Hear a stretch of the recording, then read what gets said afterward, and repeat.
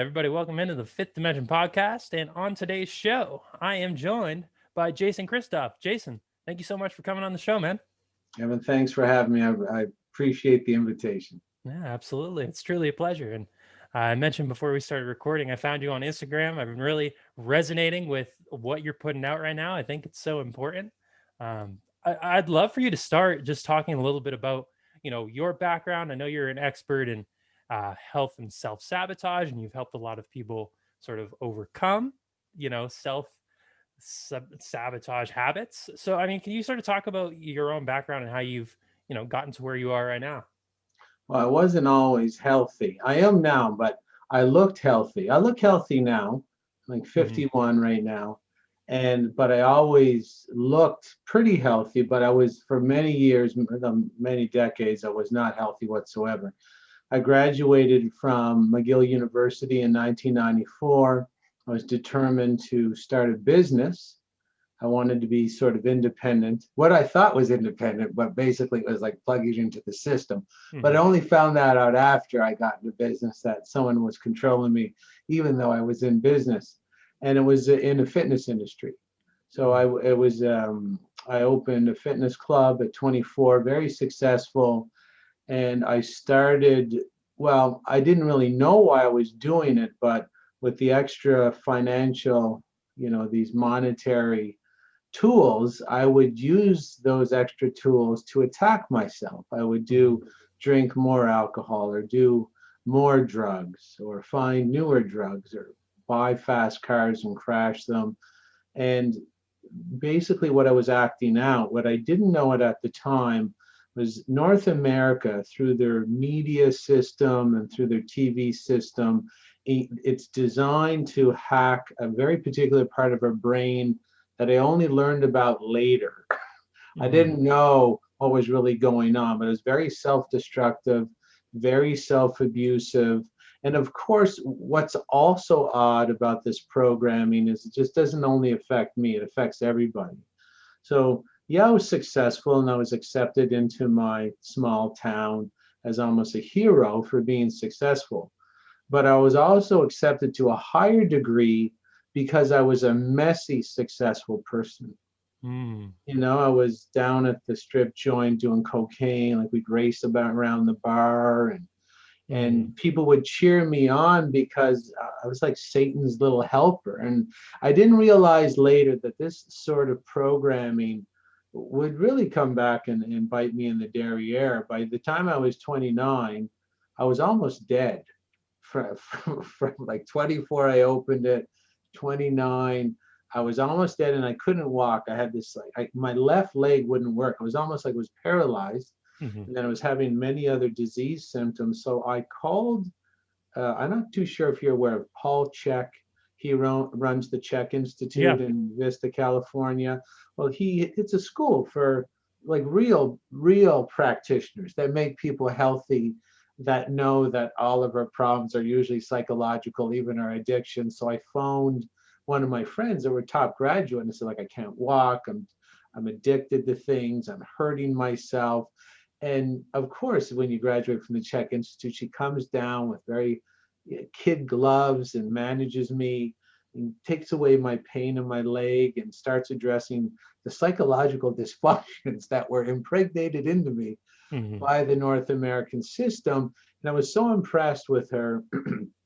I went to the Czech Institute myself and got skilled at this art of, exercise and pain elimination and diet and spirituality and healing on a cyclic level. So I was healing myself. I was trying to heal other people, but I found that the clients I would train literally, the easiest way to describe this, Evan, is that they're afraid to be successful. They're afraid to be thin, afraid to put down their addictions, afraid to rise up into their full potential, afraid to be living outside the herd.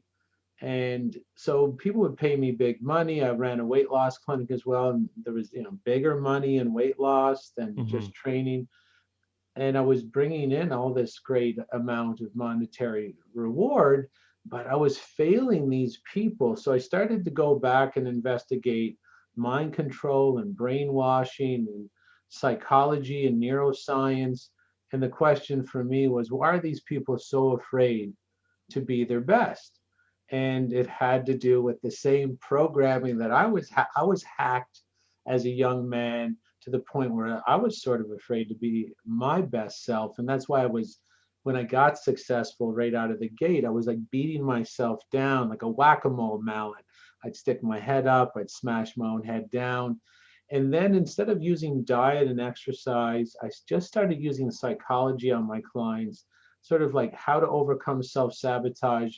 I learned about that part of the brain that I'm alluding to that can be hacked really easily through repetitive messaging.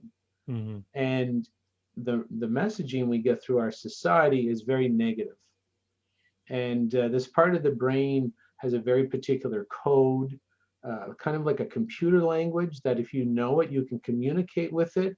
And the people who rule us, what I found out, use this code to make us afraid of being our best. So Mm. I use the same code and I use it to make people afraid of being their worst. Mm. And I thought, oh, that this is some sort of pseudoscience, never going to work. And then I would apply it to my people, and they would quit all their addictions. They would work out without me. They would cook healthy foods without me prompting them. And all of a sudden, I was, the best coach, but I was only using psychology. So I started overcoming self-sabotage coaching school, where I teach people these methods. And yeah, we use diet and exercise a little bit too, but the primary focus is hacking this part of the brain. That's a very odd part, but you can trick it to the point where it's afraid not to be healthy, and it's afraid like not to be wealthy.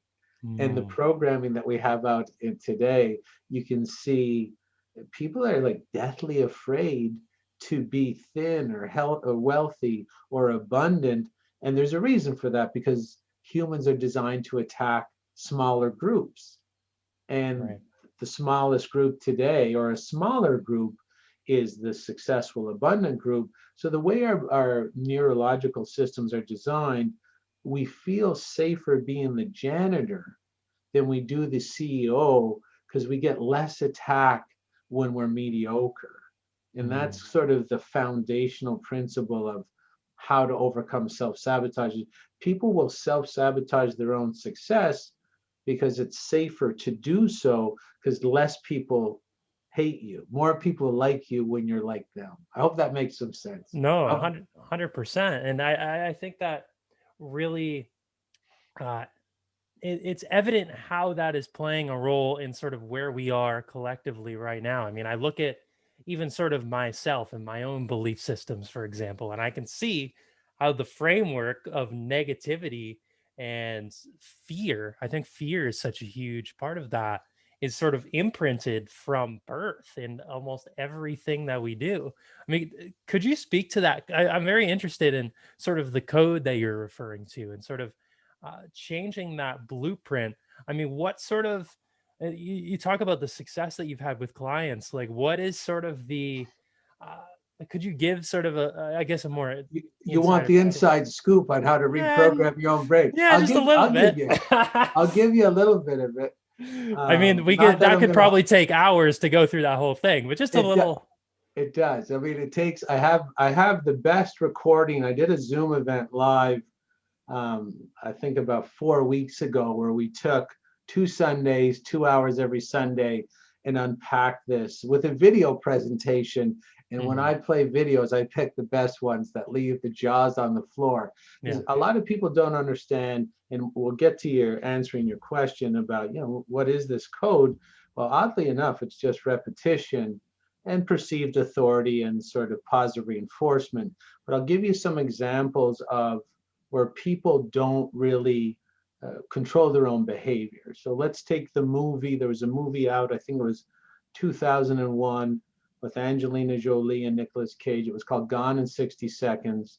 It was a movie about car theft. And see, the car theft was repetitive. And the average person who's sitting in the theater believes that they determine their behavior through logical analysis of their life options.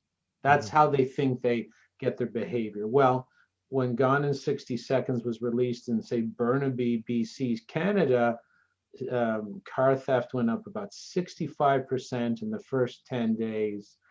And the people who make our movies know this. So and when I do my presentations, we review movies and we watch the background, not the characters, and we look for repetitive objects and things that the movie makers put in to the movies to affect their behavior. The average person doesn't know that your behavior can be sort of implanted into you subconsciously, while you believe consciously you're in full control of your behavior. Like, let's take the Cosby Show. It was a 9-year run. I Mhm. think it was on CBS or maybe ABC. Bill Cosby was Dr. Huxtable. Do you remember this sitcom? And Yeah. his wife Claire was she was an African American lawyer. Bill Cosby, Mr. Huxtable, he was African American medical doctor. And during the 9-year run of the show, African American enrollment in medical and law school went up 19%. And Mm. Jerry Croth from Santa Clara University in California deemed that the Cosby effect, which again reinforces the idea that our behaviors, if something's repetitive, we have this part of the brain called the subconscious. And the reason the subconscious loves repetitive things is because the subconscious has a sole role to play inside your metabolism, is make you safe, to help you survive, to make you more secure. That's sort of its written function. And how it makes you survive is very simple. It looks for repetition. Repetition in the environment represents a greater form of safety because repetition denotes and equates that more than one person believes in that idea or is Mhm. acting out that behavior. So it's looking for bigger groups. Repetition represents bigger groups accepting that behavior or idea. So this part of the brain actually manufactures our behavior for us based on the scanning and the analysis of what it's seeing. And so Mhm. Gone in 60 Seconds, that's why they had to steal 100 cars, because the people who rule us know that if we see 100 cars being stolen, that we'll walk out. I mean, this is in steal cars. Right. And this is the basis of advertising. If someone sees someone eating a pizza, Pizza Hut pizza, you know, many times during the Super Bowl. That's why the Super Bowl ads are so expensive, because it's monkey see, monkey do every single time. And if you have the positive reinforcement and it's shown to come from an authority figure, this part of the mind jumps on it and then actually writes you a little note and forces you to act it out, Mm. because it's safer for you to do what the majority is doing, safer to blend in, safer to go along to get along. So this part of the brain is the part of the brain that I'm talking about, and dealing with it and interfacing with it and tricking it is very easy if you learn how to use repetitive phrases and repetitive messaging, but in a positive way. If you look today, like look at your Netflix, look Mhm. at your Netflix, and what's the repetitive? Like there's eating Pizza Hut pizza, which in the subconscious is what's called a particular. Pizza Hut pizza, going to get a Pizza Hut pizza after you see a Pizza Hut commercial, is the downloading of a particular. It's like it's a brand of pizza.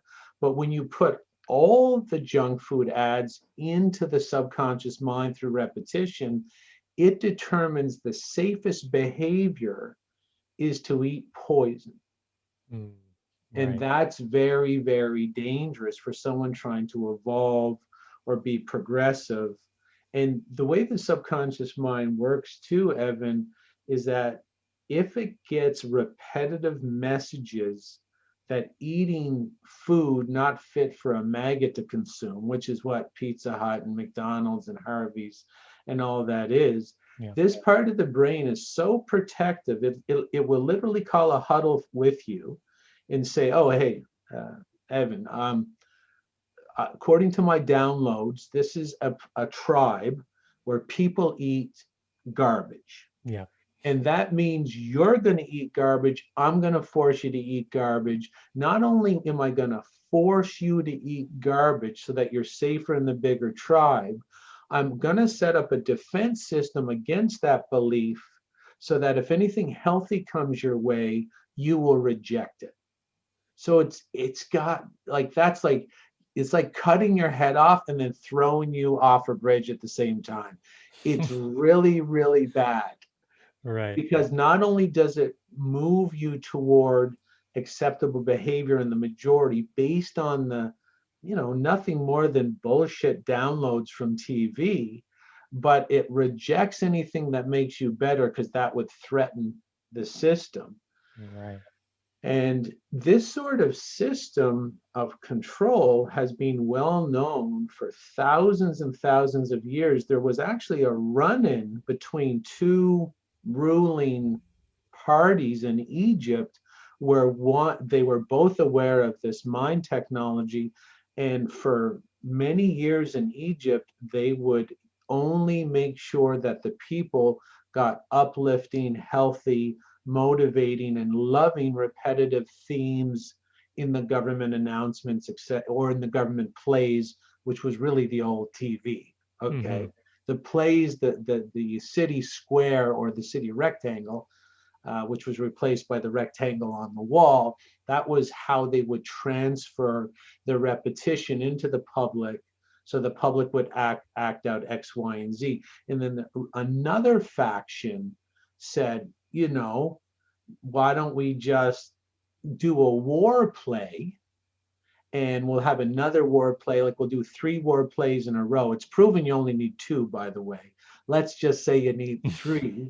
And then we'll write the play down so that when the people come back from war in the play, everybody's adorning them. They get the girl, just like Nicolas Cage got Angelina Jolie. Hmm. You have the positive reinforcement. And then all of a sudden, men in that area wanted to volunteer for war, which is really the thefting of other resources owned by other people by corrupt government. Hmm. And there was a fight between those two government parties to say, no, no, no, we know the humans copy what they see. If it's repetitive, we don't want to turn them into dark sort of Satanists like you guys do. And there was a battle. And the bad governing party was, pushed out of Egypt. It set up um, the structure and governance somewhere else, and it's real that one party has been sort of pushing this, ruling people through negative imagery and repetitive messaging. This is why we're in the trouble we're in right now, because all the world governments are controlled by this one ancient group that are aware humans copy whatever's repetitive. And can you trick humans to kill themselves? Absolutely, because look at a kamikaze pilot. In this part of the brain, like you could have a meeting with this part of the brain, and this could be the dialogue or the discourse. You could say, look, I know you've downloaded all these repetitive images of people vaping and smoking and eating bad and doing drugs, and I don't want to be like that anymore. I like to be abundant. I want to be successful. This part of the brain would say, look, I really appreciate your input, but this is the only function I know. Your happiness and success is not my responsibility. You're going to have to find another department to put that complaint into. And this part of the brain can be easily tricked, like I said, a kamikaze pilot to kill itself, Hmm. because that's how you get people to kill themselves. Kamikaze pilots are adorned with positive reinforcement purposely to trick the subconscious mind, which is a sucker for positive reinforcement from authority. So, in the end of that emotional contract, the kamikaze pilot's subconscious brain, which wants to be accepted, gets its desire met to be accepted, but the person's dead.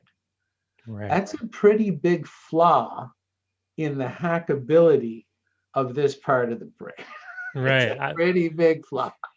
I would say so. And I feel like that's such a beautiful analogy on how the kamikaze pilot, maybe not beautiful, maybe that's not the right word, but it's such a perfect analogy on how you can really trick anybody into doing anything because you're literally giving your life in that instance.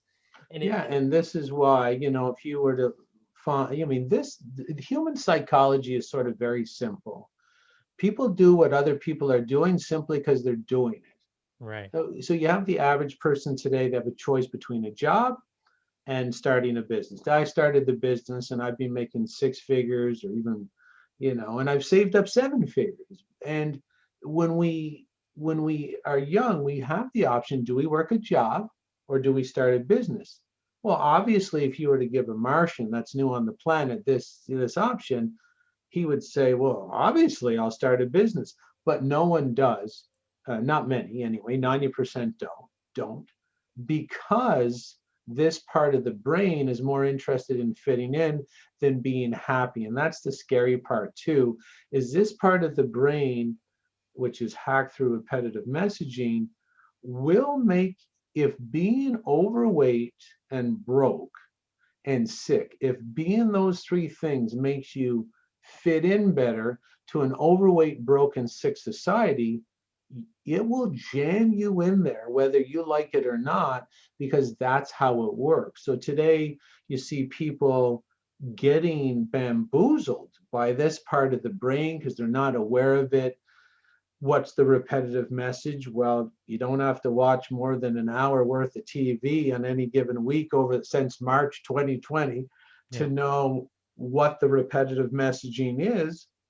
And you see the same kamikaze style result where people are like, yeah, Jim over there who likes his freedom, he's selfish. And of course, if you know how this part of the brain works, we're like, well, that's pretty dangerous. And we know where that's coming from. It's not coming from inside that person, it's being inserted into them from the outside. And the person who is, I call them Joe and Jane Coffee Shop, and their friends Karen and Kevin TV Watcher, they got everything figured out. They haven't seemed to figure out that every idea that they emphatically support is the same idea that the TV has told them to believe in, which is really social, like Marxism or socialism or communism or some kind of medical tyrannical state. And people are getting behind this, not because they've researched it, because this part of the brain doesn't care about research. Right. I mean, if you are born in a tribe where they bite the heads off live chickens for breakfast, the scanning will go on by this part of the brain.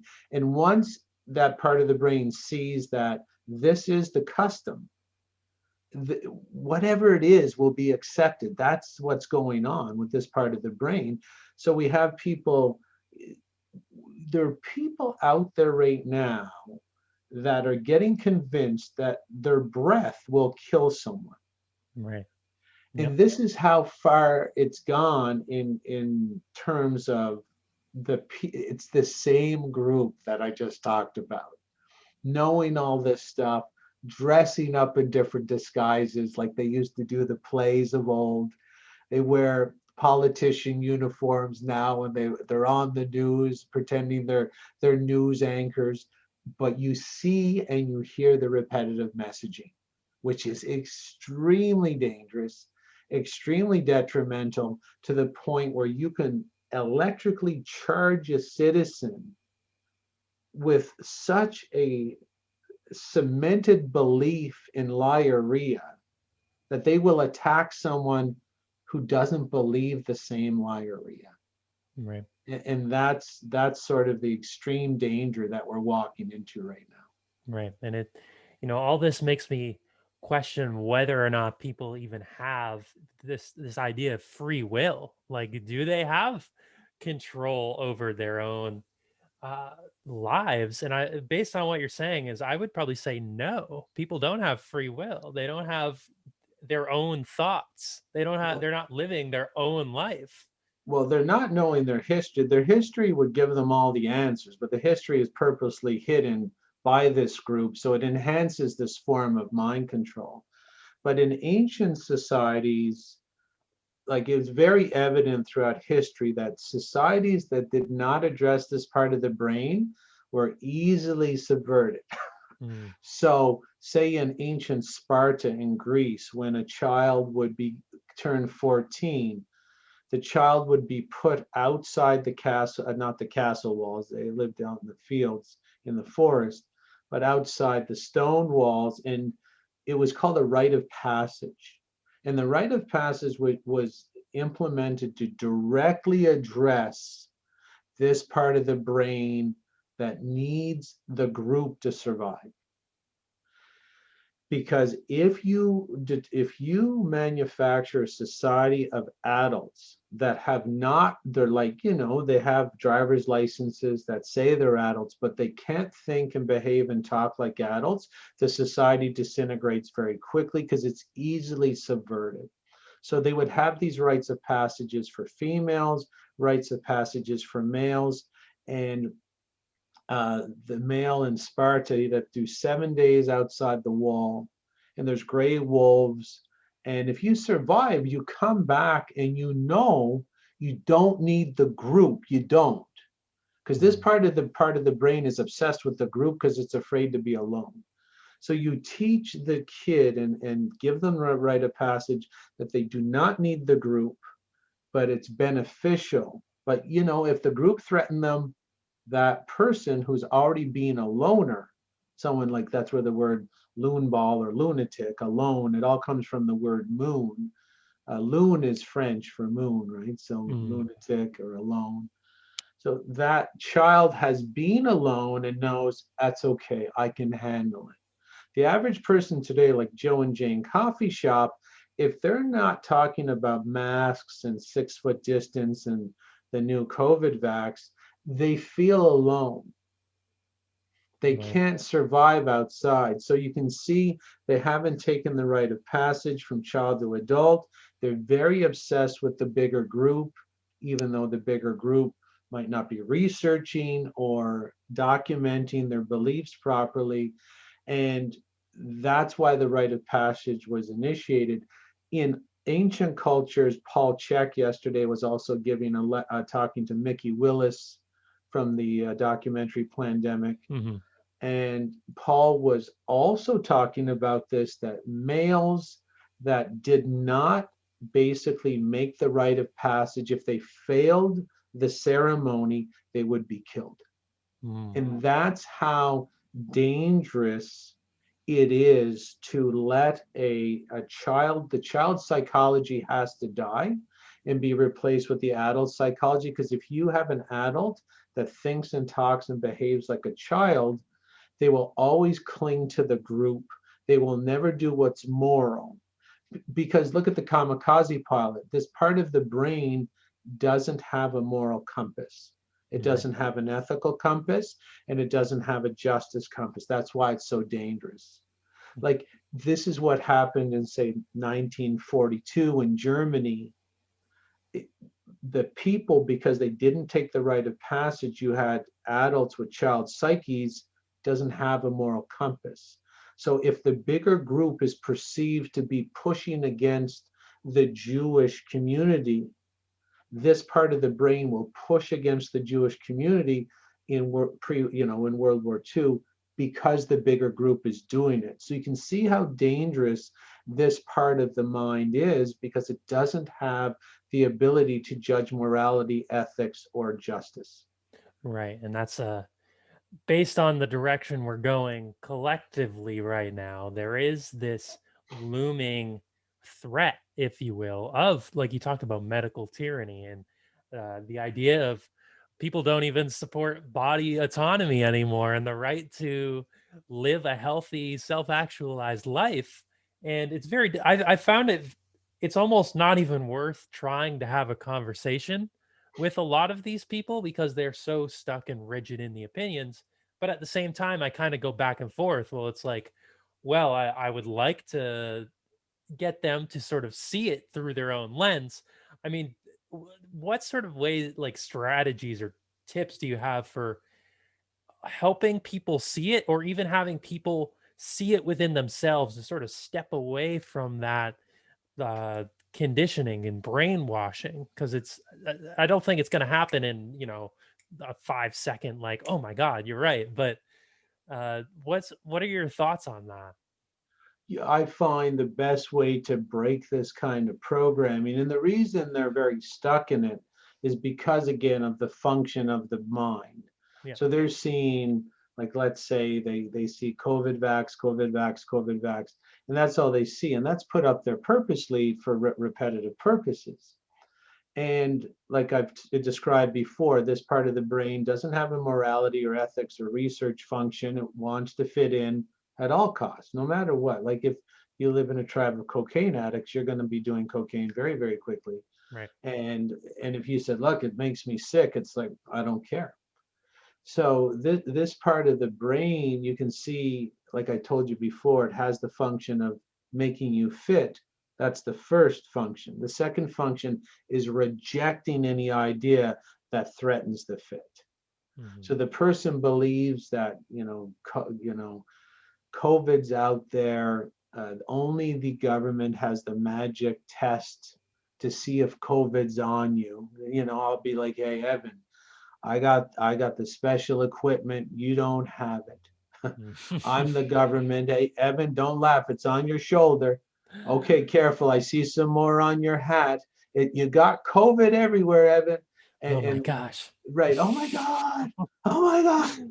Right. And the thing is, this trick of manipulating the invisible is one of this ancient group's favorite tricks, right? Is that if you can make an enemy invisible, it can be everywhere and nowhere at the same time. You're in full Mm, control of the scam, because that's what it is, a scam. It's like the war on terror. yeah.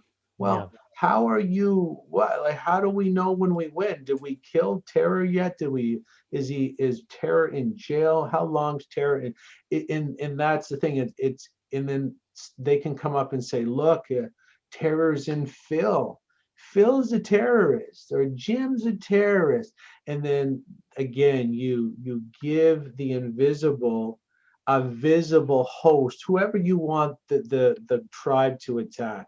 You say Phil has COVID, Jim Mm, has COVID. How do you know? Well, I have the magic equipment to see COVID. You can't, so you have to trust me. So this is like taking advantage of the simple humans, right? And they used to do that a lot, in religion. They say, look, there's this deity. You can't see it, but it told me to tell you to give me your money. mhm, right. Okay, so there's a lot of manipulation of this group around the invisible, and it's not just right now. It's thousands of years. They're very good at using the repetitive messaging, and that's why the phrases are repetitive. The Great Reset, the new normal, stand apart to stand together. Uh, you know, frontline Yeah. this, and so basically to hack this kind of person who is under this form of repetitive based mind control, you have to be repetitive back. So Mm, what I do is, there's, say in my hometown, there's this, it's not even a news site, it just reports the COVID cases. So I go every day and post a group of doctors explaining that the media and the government are lying about these issues. And I go every single day, I don't miss a day. And then you can see over the last month, I'm getting more likes and comments than the other ones. So it's and questions, pointed questions can really pierce this person's psyche, because when you ask a logical question, they will turn away from the article and go about their day, but they will repeat the question in their own psyche because it's such, it'll stick with them. And Mm, repetition inside the mind has been proven as powerful as repetition on a screen. mm, So you would ask, I sometimes I would put up the death figures in every province in Canada hasn't gone up at all. So I'll put one of the official statistics with cited sources and say, what kind of pandemic occurs when there's no extra deaths? And then it's very simple. And then that person will remember that and remember that and remember that. And I'm hacking their subconscious mind to research where the people who rule them, the media and the government, are hacking their mind to repeat like mm. documented lies. So there's a difference between repeating and researching. And if you can get these people researching, they will start doing their own rite of passage from a child to an adult.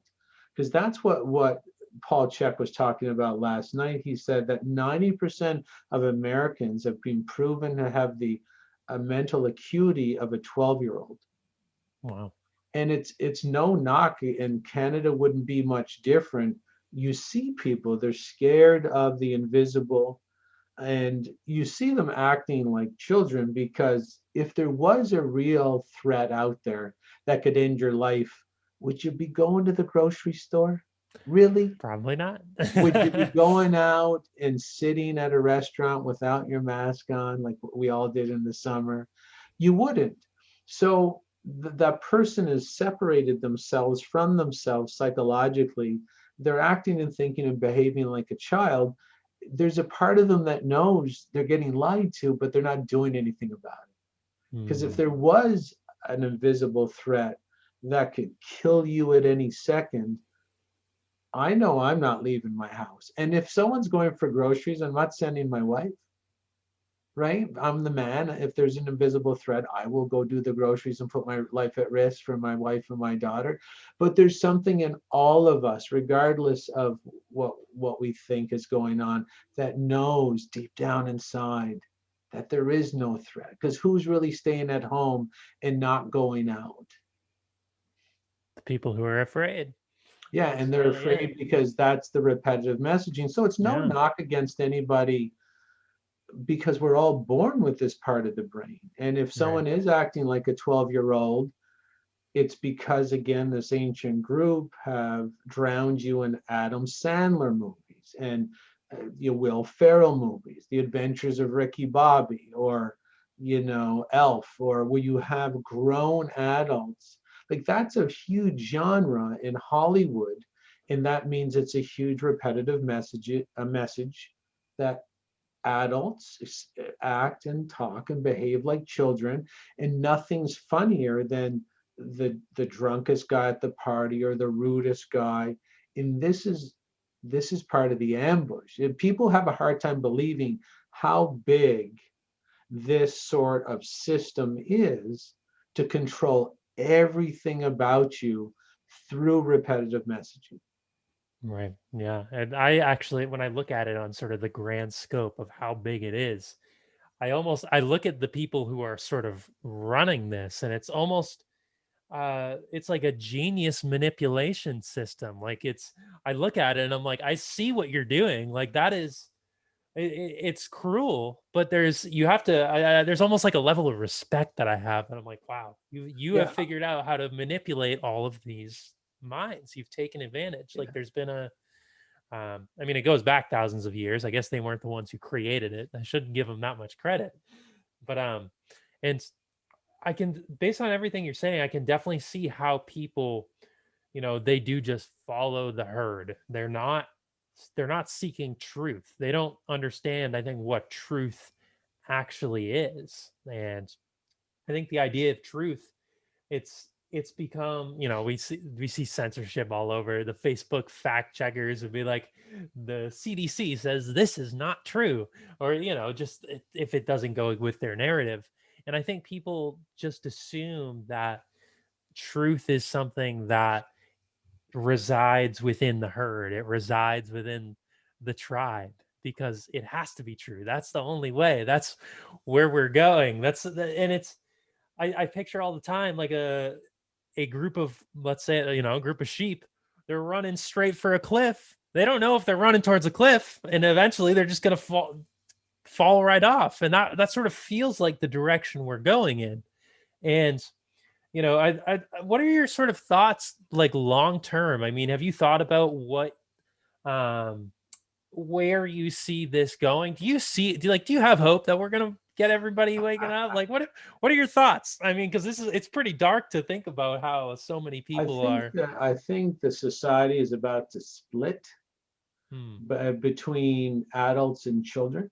hmm, So the weed is going to be separated from the chaff, as they say, and we're going to have a major division, which is absolutely necessary in our society. We might see one side of the country, and you can see the problem with this, right? Because let's say we say, look, if you want to be ruled by the liberal government where no one works, everybody drinks coffee and plays video games all day and masturbates to porn, and then supposedly, sucks off the people who want to work.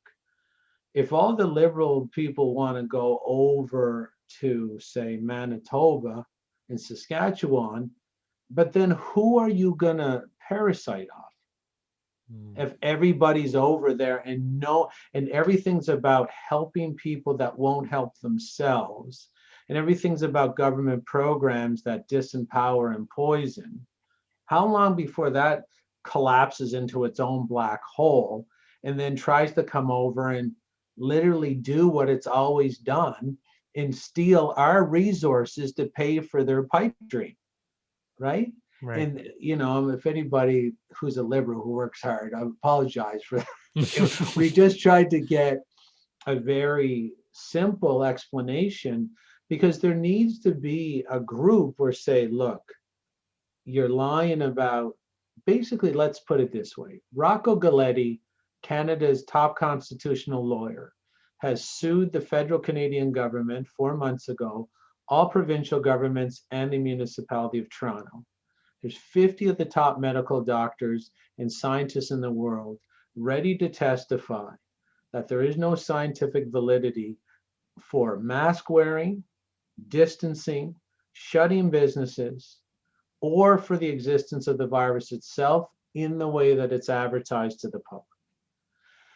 There needs to be a separate community for people who say, look, I'm responsible for me, you're responsible for you, because this is where it's going.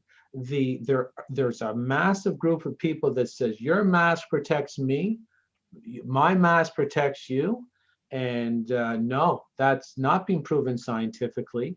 I'm not going to enslave myself to make you as a child feel like better.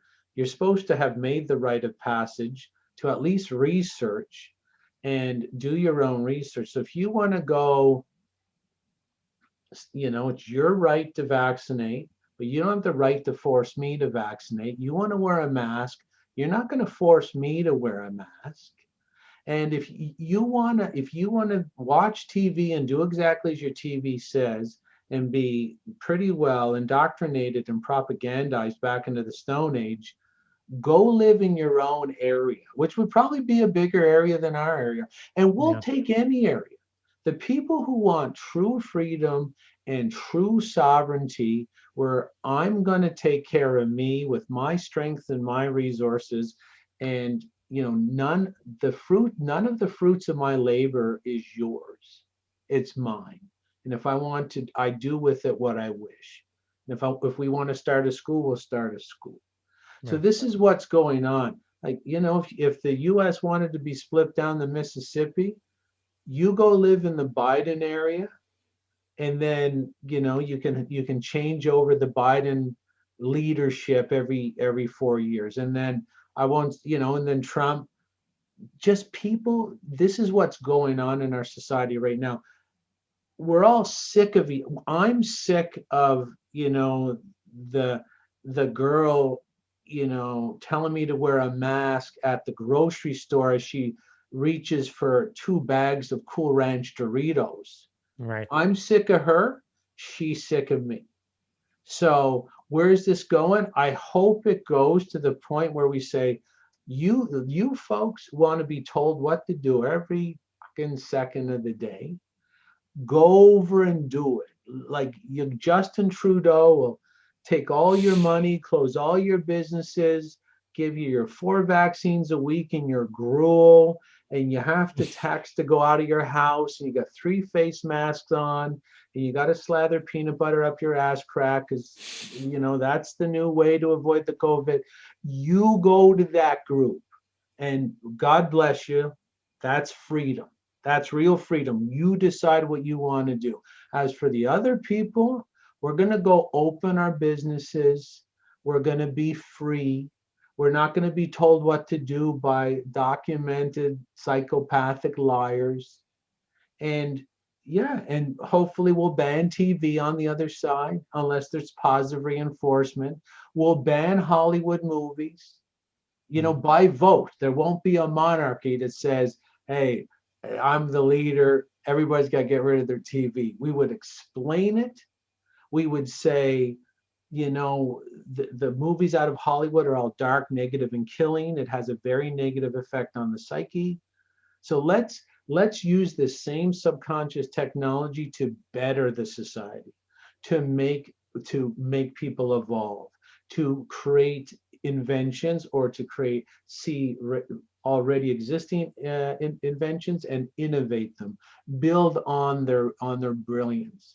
And that's what I'm hoping this goes to, because like I said, I'm sick of people telling me to wear a mask when masks have there's no study that proves what's being claimed with the masks.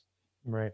And No, when I people, agree. yeah, so when people are so eager to be a slave, and I'm so eager not to be a slave, how exactly is this society supposed to grow? It's like a bad marriage. It has to end for the benefit of both parties, so they can both keep growing. And I want a big wall between me and that other group, because if no one's working and they're all reaching for the Cool Ranch Doritos, and they think that what they eat and what they drink doesn't affect their health, you know what's going to happen to that group if they're left to feed off each other? Mm. That's why we're That's going to have a standing army. You're not coming over to our place. Like, if if if you're too lazy to plow, don't expect a harvest. And mhm. if you're sitting down and all you're doing is fiddle faddling, and we got all our crops grown because we're hustlers, don't come over steal my corn. And guns will be completely legal on the other side. Yeah, they're trying to take them away right now in Oh, of America. course they Yeah. are. Of course Disarm. they are. Disarm Yeah, the let them be population. unarmed over there, and Yeah. see how the Bidens and the Trudeau and the Bojos treat the unarmed people that literally demand they be led around by the nose every single hour of the day. Right. And I agree in that division in the sense that like I don't see a way out of it except almost a uh, getting away from one another. And it's interesting because I try and find ways to like, oh, we're all people, we should be together in unity. And it's like there's so much gaslighting that occurs from especially the left and the people Oh who my are God. wearing the masks and want the vaccine. And it's impossible to have any sort of real conversations. And so I get that. I feel the same way. It's like I'm just sick of the whole scenario. Like, they're almost driving themselves away in it makes me want to just run the other way and build a wall and grow my own food and just leave them like leave this sick part of society, Yeah, leave it we behind. Right. We need our own radio stations that just talk about enlightenment and Yeah. opening businesses and innovation and positive stuff.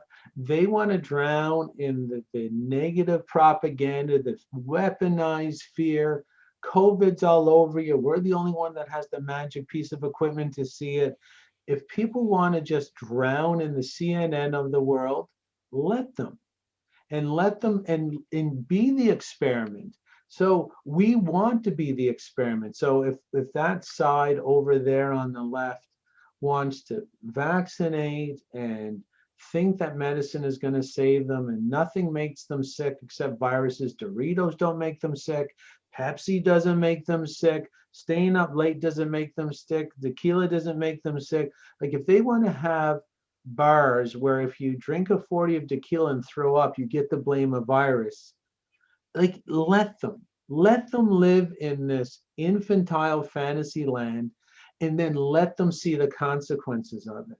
I think this separation is absolutely necessary so that they can look across the fence, and it'll just be with closed circuit cameras. They're not coming over, but they can see none of them are vaccinated. They all exercise. The gyms are open. They don't wear a mask. It's kind of like Sweden, but like better. Yeah. There's still very little government, and government would be there to basically protect our rights, Yeah. not to take them away, but to make sure we have them no matter what happens. And even if we had doctors in this area, I would propose that we have doctors that get paid what regular doctors get paid, but they don't have to come to work unless someone's sick. So Mm. the deal with our doctors would be, look, Jim, you're a doctor. Number one, we're not going to have any visits from pharmaceutical reps. We're not going to have that. You got to make the area healthy. There'll be a doctor for every area. And I'm going to give you 400 grand. And if no one's sick, you still get the 400 grand. And you don't have to come to work. And I'll tell the nurses the same thing. You're all going to get 100,000. You don't have to show up until someone's sick. So as soon as someone says, why don't we open a McDonald's? The doctor would say, Yeah. no, because that means I'm going to start working. And then someone would say, well, can we have a pop machine in the emergency room like we have in every hospital in Canada? We got the chocolate bar, potato chip, and pop machines. Tim Hortons is in the hospital Wow. where I live. Wow. You know, where I live, there's a Tim Hortons. So if and yeah, so then after 20 years, you can go visit our hospital, which is growing organic food. It's empty, kind Yeah. of like our hospital is now. They're Yeah. empty, right? And their hospitals are going to be overrun. Well, why? So it's important not only to have this for sanity, it's important to show an experiment and see America was the experiment at one time. Let's see what we can do with our freedom. And then, uh, even though there was an illusion that the Americans broke away from the British, which are actually relatives of the old group that I'm talking about, America in the British, the UK royals, which are kind of from the Middle East, if you do the research, they came and they said, "We're just going to take you over. You're thinking we're going to take you over with guns. We're going to take you over with your TV." Mm. And that's why Hollywood's job was to repetitively disempower the population to act like children, think like children, talk like children, and then become weakened and addicted. And then you can just roll the army in, and you don't have to do a goddamn thing. Yeah. No, I agree. I mean, I get the feeling like for me, like I look back and recognize, like similar to what you were talking about at the beginning of the episode, when we were in this sort of cycle of the addictions and this, oh, it's almost like a cult. I mean, you might as well call it a cult. Right. And I look at that and I realize sort of the first step on breaking away from that was actually just looking inward and like actually not just questioning like you could question all the things about coronavirus and the propaganda and the media, but just questioning like, who am I? Like, what are my beliefs? What is it like that I want to do with my life? And I think that could be a good first step for people possibly to break away from that, to question their own belief systems and see, because I recently did a podcast on sort of how everybody lives their own myth, everybody lives their own fable, their own story. And if you question, I think it was Jordan Peterson, or no, it wasn't Jordan Peterson. Carl Jung made a quote that Jordan Peterson quoted. So I'm quoting people who quoted things, but Carl Jung quoted, it's important to know your own myth because it might be a tragedy and maybe you don't want it to be. So it's, Right. I think, just understanding our own stories, and if the idea of not having free will and being part of a cult is scary, well then maybe you should address that. Like maybe you should look inward, because I think anybody can break away from it at any time if they choose to. I don't know if you agree with that. I want to build on that. There isn't really a Yeah, question. I'll guarantee the prison door is wide open. We imprison ourselves, and all someone has to do is, if they want to know if they're under this sort of subconscious mind control from these Hollywood sorcerers, you would have a really messy life. You would drink coffee in the morning, you would have alcohol in the evening, you would work a job you're not really satisfied with, you live in a prosperous continent, or North America, you don't have a lot of money, because these are all the programs, and they're very clever with the programs, like money is bad, or money is dirty, or money is ugly, is not only a religious foundation, but it's always intertwined in the Hollywood movies. For example, let's take Titanic. Well, Leo DiCaprio, Jack Dawson, he doesn't have to get involved with the dirty money, right? How did he get his ticket? He won He it. won it in a poker game before, right? And then Rose is marrying that rich guy. He's an asshole, and they're all assholes. So wealth is bad. And then she sneaks out because she doesn't want to marry the rich guy. Her mom's making her marry the rich guy, so she's got to do it for the family. And then she goes down to see Jack. Everybody's bored upstairs in the first class cabin. She goes down, not even to the second class, to the third class. You've never seen happier people. You've never seen people partying or laughing or dancing or enjoying life more.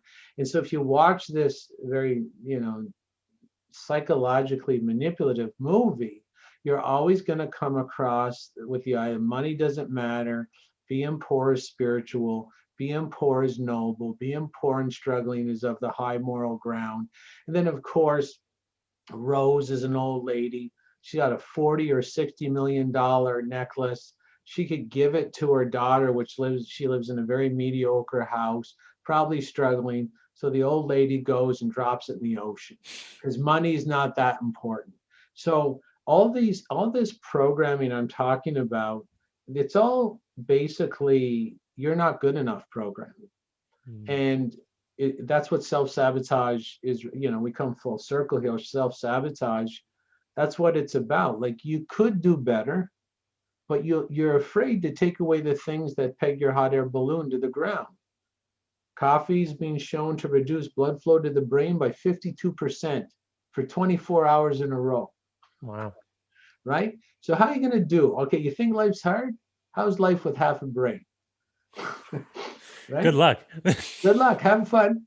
And and then the person comes home, and even with my, say, weight loss people, they'll have a good meal at 9, got a good meal at 12. They're getting antsy, but they have a good meal at 6. Then the cravings come. What are they craving? They're craving the safety of mediocrity. They're Hmm. craving the safety of underachievement, safety in a mediocre herd. Because if she goes without the Ben and Jerry's that night, if she goes without the chips or the Chips Ahoy cookies, she wakes up 2 pounds lighter than the average. Hmm. 100%. And so this is what self-sabotage is all about. And this is how you have to know, if you want to know if you're under this subconscious mind control. It means you literally take very vicious runs at your own potential with Hmm. alcohol, drugs, junk food, late nights. Coffee's a big one. Caffeinated teas, Rockstar energy drinks, caffeinated pre-workouts. These things are sought. by the subconscious mind or medications. They're sought by the subconscious mind because the subconscious mind says, this is where your freedom lies. All these modalities that keep you mediocre, pick away. These are your freedoms. And Mm, then you might say, I don't want to be like this anymore. I would like to unpeg my hot air balloon and have it rise up naturally. And the subconscious says, that's very dangerous because mm, then you'll be in a smaller group. And the way humans are designed, they attack smaller groups. And if you're an adult and you're strong, you don't care about the attack because you can weather the storm. But if you right. have the child mentality, this permanent childhood, I call it the protein, the lifelong professional teenager, protein. Well, if you're in an adult body but have a child psyche, because you've never taken the rite of passage from child to adult, you don't think you can weather the storm because you still think you're a child. So if Mm, someone says, "Oh, Jason, you drive a Mercedes, you're such a prick," that could devastate someone who never made the rite of passage. Or they could say, all you care about is money, or you're a charlatan with your self-sabotage coaching. I mean, I get them all the time, but you see them, they're throwing the insults from the coffee shop, sitting in their motorized scooter, having their extra large coffee. There's in our society, the subconscious mind knows something very clear through the observation, and that is no one hates the janitor. yeah, that's true. That's Yeah, actually really true. And that was a beautiful way to come full circle. Like I feel like that put almost a pretty bow on top of the conversation, if there is a pretty bow in a conversation like this. Um, so, Jason, we're at about an hour. This was a fantastic conversation. I mean, is there anything you want to leave the listeners with, and also sort of where they can go and interact with you further, and find the work that you're doing? yeah. If they want, I have a program coming up for, it's an overcoming self-sabotage live Zoom event at the end of January. It's for basically overcoming self-sabotage health and sort of taking your power back. And I do run an overcoming self-sabotage school for coaches around the world. If anybody's ever interested in that or some of my work, I can put them on my private email address because I teach people, like, I use the same technology the media and government use to disempower you. I use it to empower you. So and I pick apart Hollywood movies and government sort of announcements. So I get very censored. Hmm. So what you should do is email me to get on my private email list. It's Jason at freedomfromselfsabotage.com. Again, it's Jason at freedomfromselfsabotage.com. Get on my private email list so that we can stay in touch. I'll show you stuff that no one will show you. And trust me, it's very educational. You'll love it. Sweet. And I'll put that in the episode description so people can just scroll on down, and there should be a link. I think I can create a link where if they click it, it pops up an email. So I think I'll do that. I'll find the way. Um, Yeah, see if you can get them in touch. So uh, I want everybody, I would like everybody just to be free and do what they want and not impose their will on anybody else. yeah. And that's what real adults do. If you raise your kid your way, I'll raise my kid my way. And that used to be the basis of our democratic society. Now it's socialistic. If you breathe, you'll kill someone's grandma 3,000 miles away. Like Yeah. only children would believe that. So we Mm, have to get beyond that. yeah. And I want the same thing. I think conversations like that, like this, help bring that, and and help more people awaken to that, and have more confidence in it. So Yeah, I think it can work. I mean, you do what I tell people, you do what you want to do. I'll open my business. And people, like, you should just let the businesses open. And if you don't want to go, don't don't go. go. Don't But go. don't think that, if you think the government's your friend or tells you the truth, you haven't made the rite of passage, True. I for agree. sure. Yeah. I agree.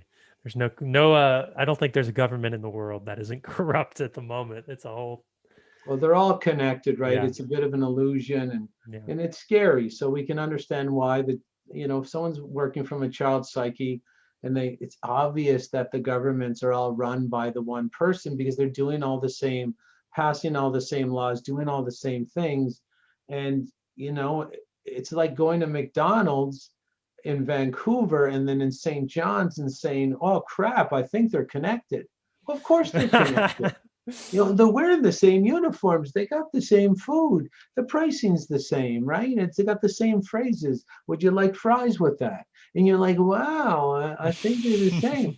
Well, you know, when the Australian government does the same as the New Zealand government, does the same as the Greek government and the US government, the Canadian government, use your head, folks. What it really means is that the flags and the Olympics and the country names and the borders and your elections were fake. It's an illusion. It's an illusion. So, you know, you could take the child-based approach that, you know, I'd rather believe Mrs. Crabtree and get my A plus. But if you're an adult, you're like, yeah, I guess that's what's going on, and I'll deal with it because I'm an adult. So let's get the adults to stand up. We'll try and encourage the other people to come along. Sooner the better. It would be great. Absolutely. I agree. 100%. Awesome. Thank you. Thank you again, Jason. This was such a fantastic conversation, and Yeah, excited to get it out there. always a pleasure. Thanks for having me on. Of course. Of course.